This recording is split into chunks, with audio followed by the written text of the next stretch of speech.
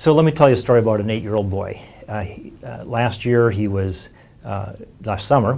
out on a bicycle ride in the neighborhood, fell over, bumped his head, and cut his head. And he was bleeding profusely through his forehead, as often happens with wounds in the area. And his parents rushed him to the emergency department, and they stopped the bleeding and they stitched up the wound in his forehead. And he had his head was sore, and so the question was, should he have a CT scan of the head to make sure there wasn't any internal damage?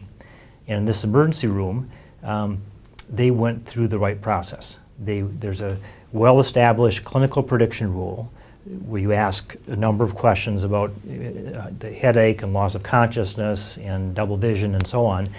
And for that bicycle accident, he should not have had a head CT, and he didn't get one because they went through the right protocol.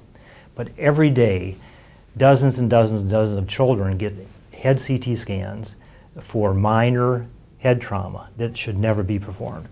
We know from real epidemiology study of kids in the United Kingdom and in Australia who had CT scans when they were children, there's a very small, about 1 in 10,000 of them will have a case of leukemia, or 1 in 10,000 of them will have a solid brain tumor that wouldn't have happened without the CT scan they had when they were kids.